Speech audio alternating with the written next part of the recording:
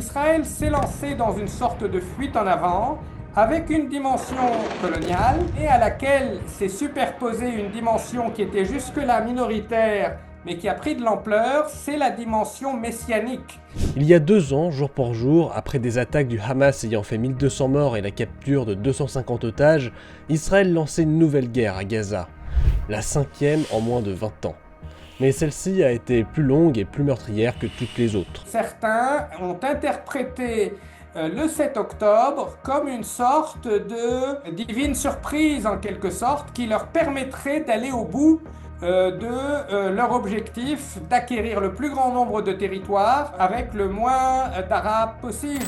Nous avons demandé à Karim Emile Bittard de revenir sur les origines de cette brutalité. Alors le fait que les carnages du 7 octobre aient été perçus, ressentis par une écrasante majorité des Juifs du monde entier et des Israéliens comme un pogrom, ont conduit à une réaction d'une extraordinaire brutalité qui n'était pas uniquement issue de Netanyahou, de Smotrich, de Ben Gvir,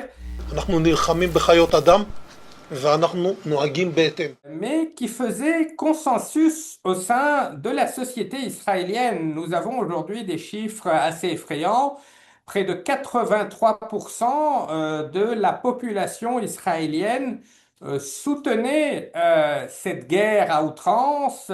Une petite majorité soutenait même les projets de nettoyage ethnique ouvertement annoncés par Smotrich et Ben Gvir. Donc, il y a eu un retour du refoulé, une volonté de rétablir une capacité de dissuasion et une incapacité de l'establishment politique, mais aussi d'une grande partie de l'establishment militaire israélien, de comprendre justement que cette dissuasion ne pouvait pas être rétablie uniquement par la force militaire. En octobre 2023, l'establishment politique israélien est représenté par Benjamin Netanyahou. 10 mois plus tôt, il a entamé son 6e mandat de Premier ministre, et cette fois-ci, il est à la tête du gouvernement le plus à droite de l'histoire israélienne. Au programme, réduction des contacts avec l'autorité palestinienne, extension des colonies, voire une annexion de la Cisjordanie. Alors, comment la situation politique israélienne a-t-elle pesé sur la conduite de la guerre à Gaza ? Alors, la guerre n'aurait peut-être pas pris une ampleur aussi monumentale jusqu'au point où même certains des plus grandes autorités morales d'Israël, le grand écrivain David Grossman, des ONG israéliennes comme B'Tselem, sans même parler d'Amnesty, de Human Rights Watch, utilisent l'expression de génocide. Euh, Peut-être que ça n'aurait pas été aussi loin, mais il y a quand même un consensus qui va du centre-gauche à l'extrême droite en Israël pour refuser désormais l'idée même d'un État palestinien, d'accorder aux Palestiniens leurs droits nationaux. Mais il est incontestable que le fait qu'on a au gouvernement la présence d'éléments kahanistes, c'est-à-dire qui étaient des partisans du rabbin Meir Kahana, un rabbin tellement raciste que son mouvement a été catégorisé comme terroriste en Israël et aux États-Unis. Vous avez un ministre qui avait dans son salon le portrait de Baruch Goldstein, le terroriste qui avait tué 29 ou 39 Palestiniens au tombeau des patriarches, je crois, il y a une trentaine d'années. Donc le fait que ces individus soient devenus au centre de l'échiquier politique ont conduit à cette indicible violence qui s'est exprimée et dont nous ne sommes pas encore sortis. 2 ans plus tard, la guerre à Gaza a fait au moins 67 139 morts palestiniens. Accusés de commettre un génocide, plusieurs dirigeants israéliens sont désormais sous mandat d'arrêt international. Alors quel bilan tirer de ces 2 ans de guerre pour Israël ? Donc nous nous retrouvons 2 ans après avec un Hamas qui n'a pas été totalement défait.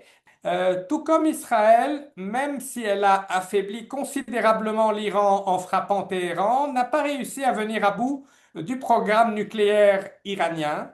Et surtout, la grande défaite d'Israël, c'est plutôt une défaite morale, puisque ce qui s'est passé ces 2 dernières années a fait perdre à Israël, même chez certains de ses sympathisants en Occident, la légitimité qui pour eux émanait de la Shoah. la naissance de l'État d'Israël était perçue par beaucoup comme une façon pour les Occidentaux de se racheter une bonne conscience après être restés passifs ou parfois extrêmement lâches et souvent complices de la Shoah.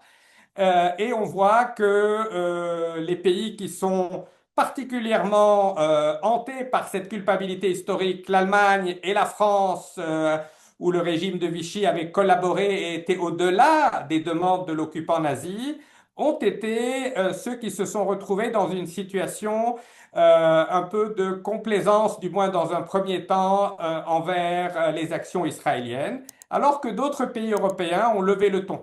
En tout cas, ces crimes contre l'humanité commis au quotidien depuis 2 ans ont renforcé, ont approfondi les lignes de faille à l'échelle internationale. Alors que l'hypothèse d'un nouveau cessez-le-feu semble se dessiner sous l'égide du président américain, la fin de cette guerre est-elle possible? Dans la logique de Clausewitz, on utilisait souvent l'expression la guerre est la poursuite de la politique par d'autres moyens. Aujourd'hui, si cette guerre devait temporairement, suite aux pressions américaines, prendre une tournure un peu moins brutale, le conflit se poursuivra sur d'autres fronts.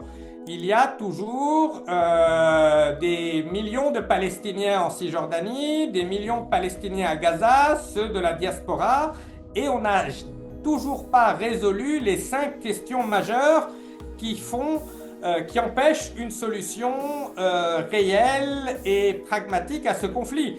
La question de la poursuite de la colonisation, la question de la poursuite de l'occupation, du statut final de Jérusalem, celle des réfugiés et celle des ressources hydrauliques. On a eu tendance à les repousser au calendes grec et ces questions demeurent extrêmement polarisantes au sein de la société israélienne et bien sûr entre Israéliens et Palestiniens.